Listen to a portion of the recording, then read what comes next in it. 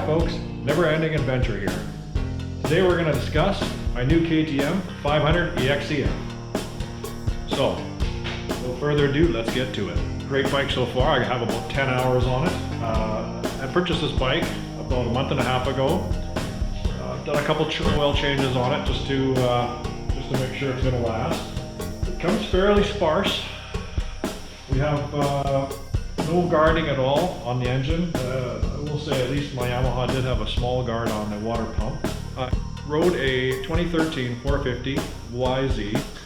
I really liked that bike. It was set up for the bush, but it was not road ready. This would have been the next logical step if I wanted to just join the dots, say, from bush roads to highway.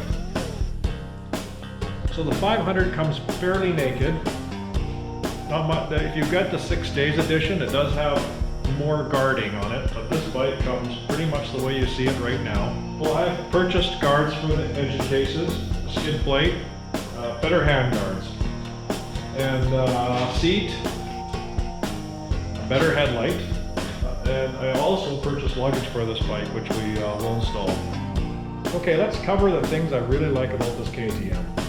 I like when I ride it, it rides very light, and it rides like my YZ250F. It feels nimble. When I get off camber and I'm gonna fall over, I find that this bike a lot less likely to fall over than when I had my 450. Okay, another thing I really like, push button start. It's amazing when you're geared up and you just hit the magic button, how much easier it is. Okay, the clutch, I really like the clutch. The clutch seems to really work well. Very controllable hydraulic clutch. Off-road, I can basically just pull it in a little bit and I can slip it around a corner. I do find the clutch very solid on this bike. Now the tires, actually, amazingly, for stock tires, they don't seem that bad. The thing about it, what will happen is they'll pack up in between the treads here, and it'll grab a piece of dirt when you're going down a steep downhill, and it'll slide with you, creating it like a slip and slide effect. So, but generally, the tires are excellent on the road. 50-50, probably tire.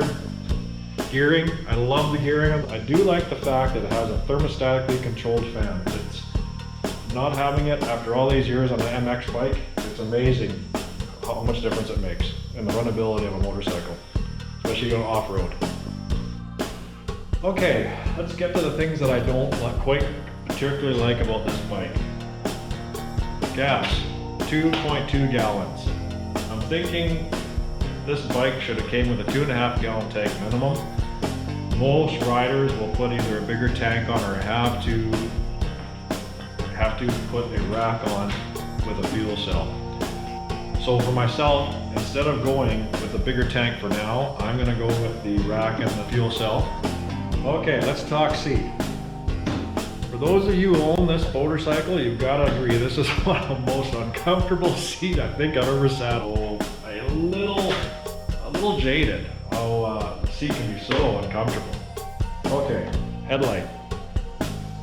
If you own one of these bikes, I want you to comment and tell me that the worst headlight you've ever had.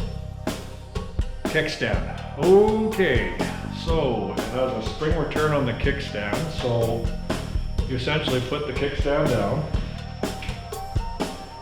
and then you would lean your bike up against it, and the second you move your bike up, it retracts. However, let's say you'd like to check your oil. So you get off the bike, put the kickstand down, go to this side of the bike over here, where you have to check your oil and your sight plug. And the second you do that, the kickstand comes up. Okay, so I've nitpicked a little bit here and there, little things I don't really care for on this bike. This bike didn't even make it out of the showroom.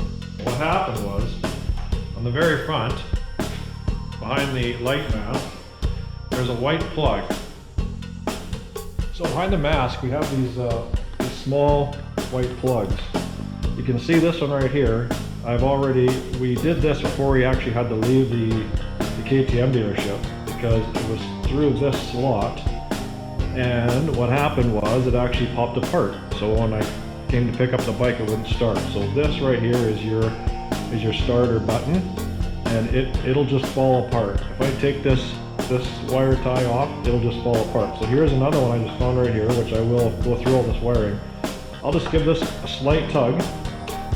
There you go. That's all it took.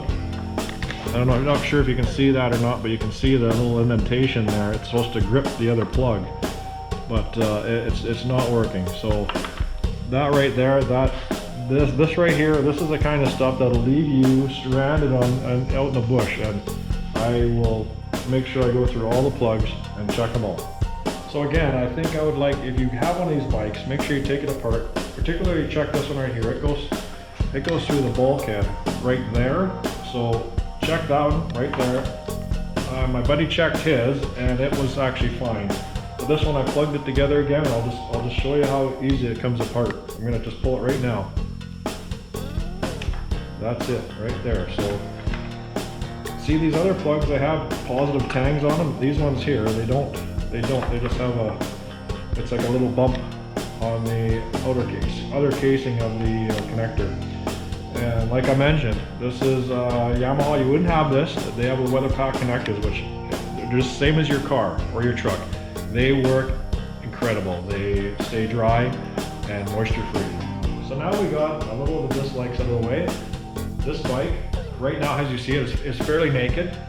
So I bought a whole whack of stuff for it, and I'm going to cover that over the next number of episodes. So I want you to come with this journey.